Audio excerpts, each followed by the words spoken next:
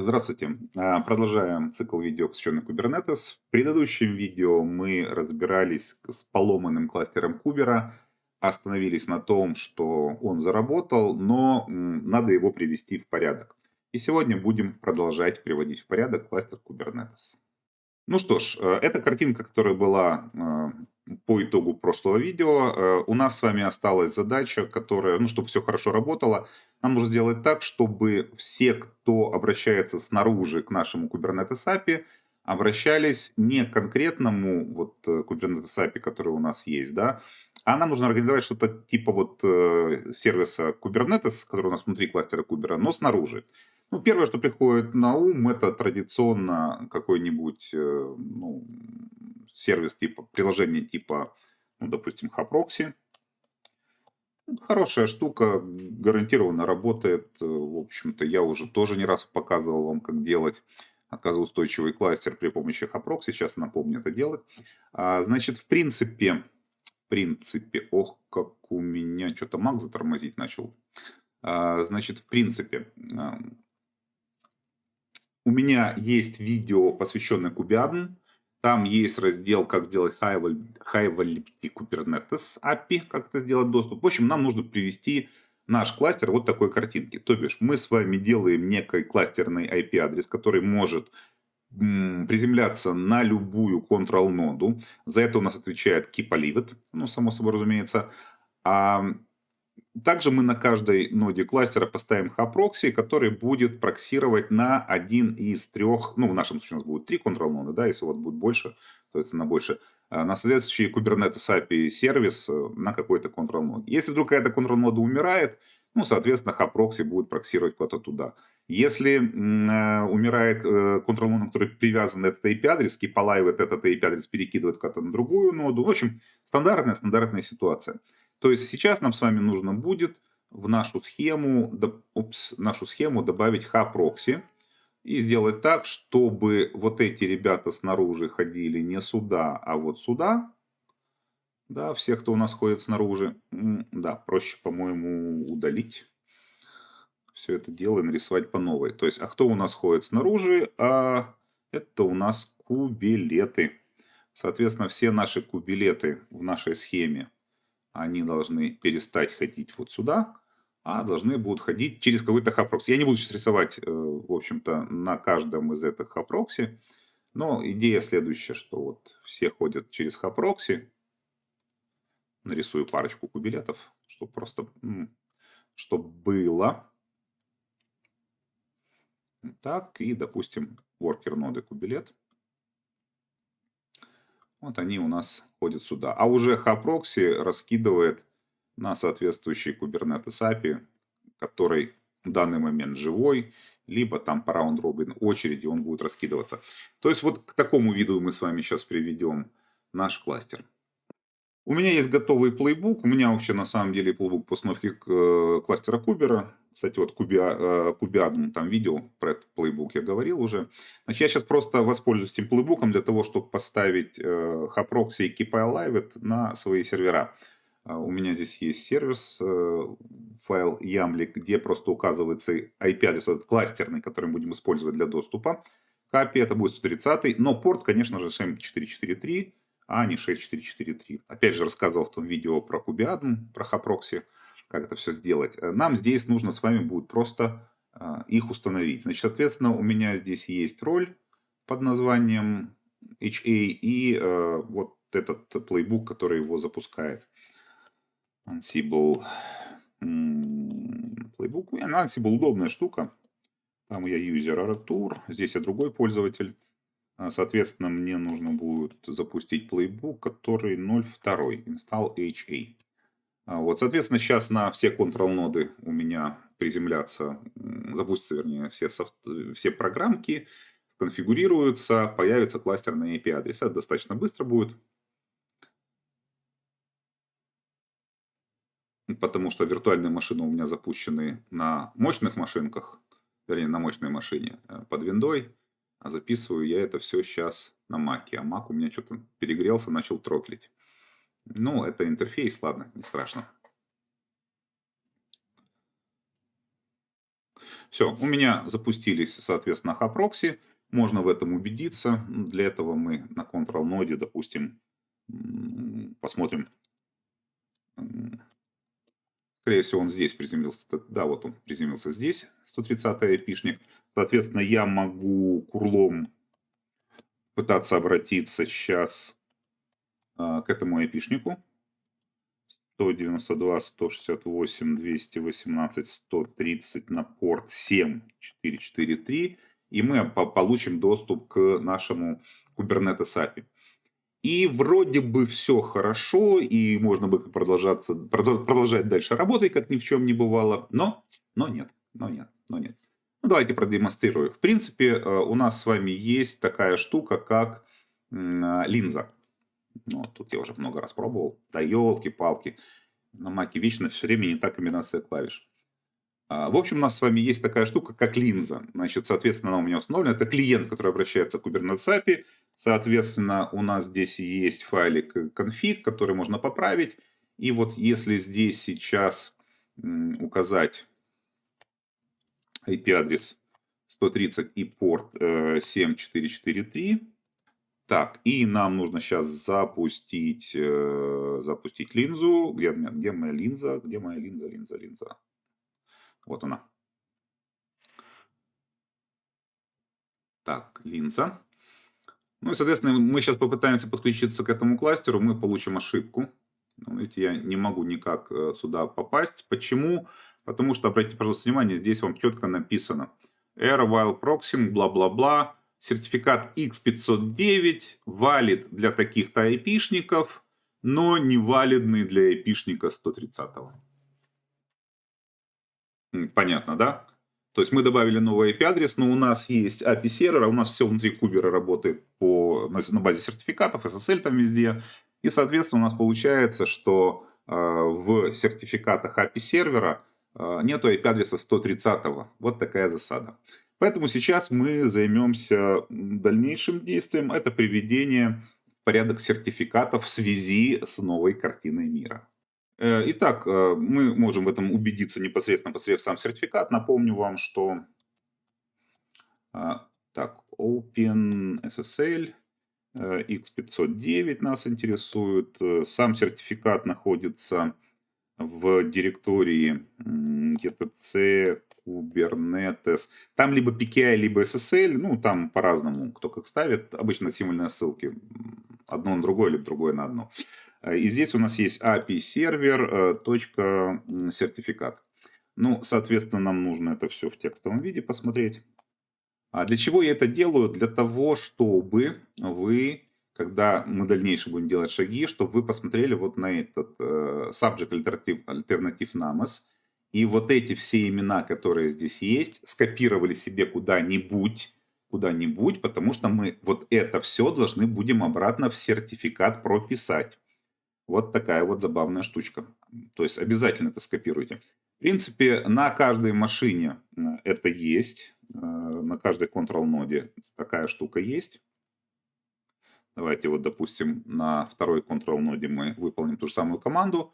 Обратите внимание, что здесь, в принципе, набор тот же самый, но единственное, что вот здесь у нас только 131 сертификат, 131 айпишник, да, и больше ничего. Он на самом деле при конфигурации кластера как основной IP-адрес Kubernetes API был указан, вот этот айпишник.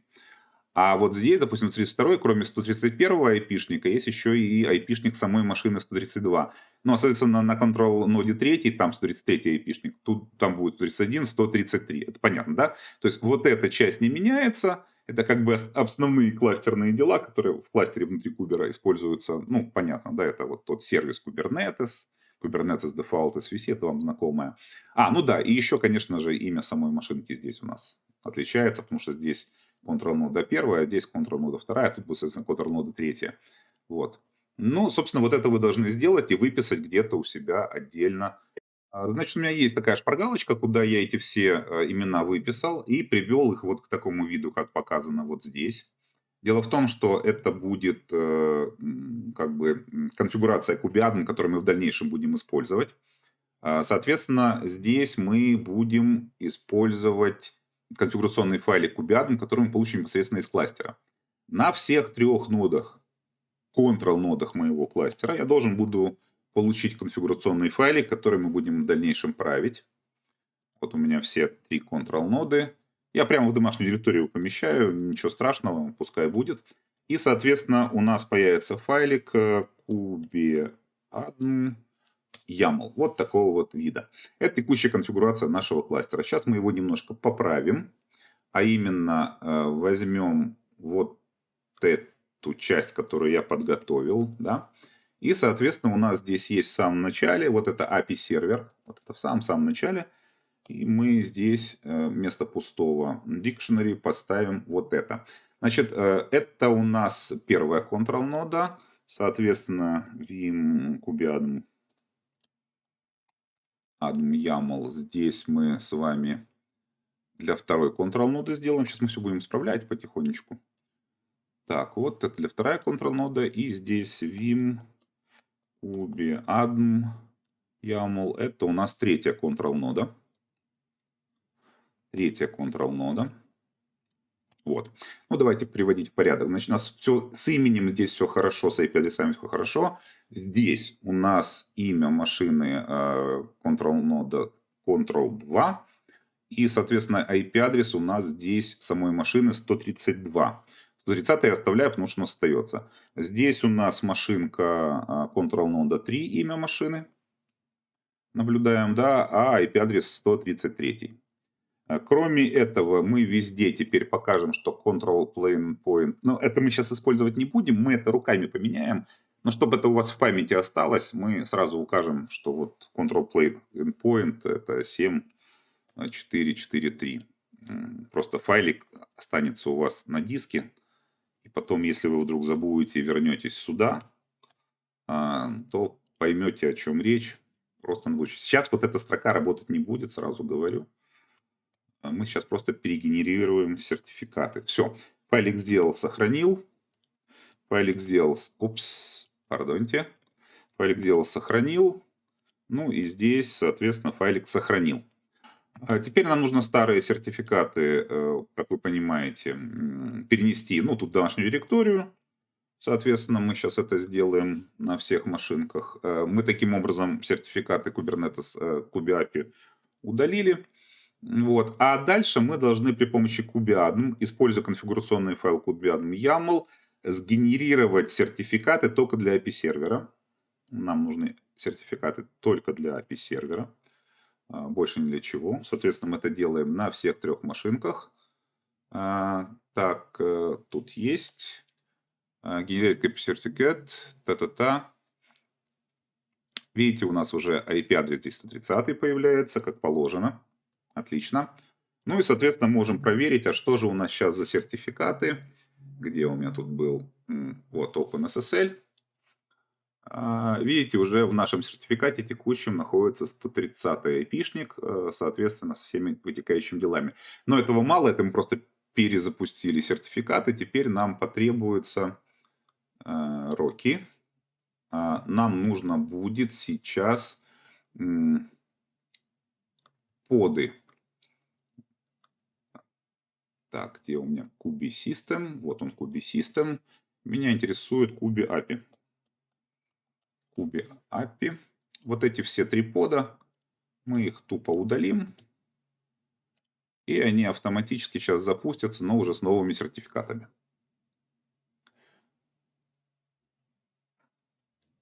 Давай, запускайся. Ну, что такое? Все, запустился. Соответственно, теперь я могу перенастроить линзу на новый. Я сейчас здесь сделаю disconnect. Идемте вот сюда, в нашу линзу. Снова редактируем. Включаем. У меня здесь он включился уже. На этом все нормально. Подключилась линза. Я не обратил внимания, она же подключилась. Я же ее отключал, а она подключилась. То есть ничего тут делать не надо, здесь все хорошо. Так, здесь просто подключимся обратно. Вот. Ну, то есть, видите, да, линза заработала у меня уже через, соответственно, кластерное IP и через порты с новыми сертификатами. И вроде бы все хорошо уже, но все еще нет. Давайте дальше мы кое-что посмотрим по поводу конфигурации. Значит, у нас есть конфиг мапы, Kubi System. Давайте смотреть. В общем-то, Kubi Admin конфиг мы с вами получили. Здесь мы сразу для будущих поколений сразу меняем на нашу текущую ситуацию, чтобы, ну, понятно, да, чтобы в следующий раз, когда мы забираем из кластера вот этот Kubi Admin конфиг, чтобы он у нас, ну, был текущий, да, а не какой-то там левый. Поэтому мы его сохранили, пускай будет. Дальше. У нас есть еще такая штука, называется Kubi Proxy. Все с ней, все тут хорошо, кроме Kubi config вот этого файлика. Здесь мы для Kubi Proxy тоже поменяем на 130. Сохраним. Как вы понимаете, мы сейчас Kubi Proxy должны будем перезапустить. Это у нас daemon set, Kubi Proxy. Вот этот Kubi Proxy. Мы должны его рестартануть. Ну, у меня на базе Kubi Proxy работают сервисы внутри кластера Kuber. У вас там, не знаю, что вы используете, то и правьте, если там это нужно. Так, Kubi Proxy у нас тут рестартанул потихонечку. Замечательно. И еще один конфиг, который нам нужно будет поправить, он находится в namespace Kubi Public. Вот этот конфиг cluster info. Здесь тоже есть вот такой раздел, да, Kubi config. Вот мы здесь тоже пишем нашу текущую ситуацию. Это когда вы будете добавлять новые ноды в кластер и так далее и тому подобное. Вы будете из Kubi config вытаскивать, вот здесь будете. В общем, много всякой информации. Кстати, у меня вот недавно кластер ставился, а GVT токены, GVS эти еще присутствуют. Так, это мы с вами внутри кластера Кубера поменяли все конфигурационные файлы, все конфиг-мапы, которые нам нужны для дальнейшей работы, потом пригодятся, да и сейчас будут работать. Вроде бы все, но опять же еще нет. Возвращаясь к нашей схеме, мы видим, что у нас еще, кубилеты не окучены. Ну вот здесь, да, здесь придется немножко ручками поработать и, ну что делать, да, вот такая жизнь. Значит, на всех control-нодах, на всех worker-нодах мы должны с вами будем отредактировать файлик etc kubernetes kubelet kube kubelet.conf. Сейчас я его скопирую, чтобы потом 20 раз не набирать. И, как вы понимаете, здесь мы тоже должны будем с вами поменять IP-адрес, куда обращается кубилет. Здесь тоже мы этот файлик поменяем. Так, 137.443. И здесь это 130.7.443. Сохраняем. Давайте так. Сохраняем. И делаем system ctl. Господи, system ctl restart kubelet. Есть такое дело. Здесь перезапускаем кубилет. Мы поменяли конфигурационный файл. Ну, соответственно, мы должны будем рестартануть кубилет. А следующее, что мы должны сделать, мы должны пройтись по worker нодам. В общем, в worker нодах тоже есть соответствующий конфигурационный файл. 130, в моем случае, 7.443. И здесь аналогичная ситуация. Так. 130, 7.443. Ну и, соответственно, рестартанем кубилет.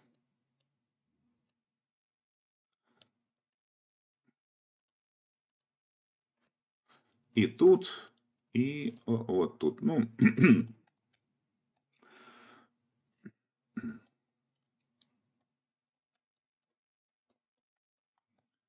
по идее, ничего у нас страшного не будет. Кубилет должен работать. И проверяем в линзе, как живет наш кластер. Как видите, живет он замечательно.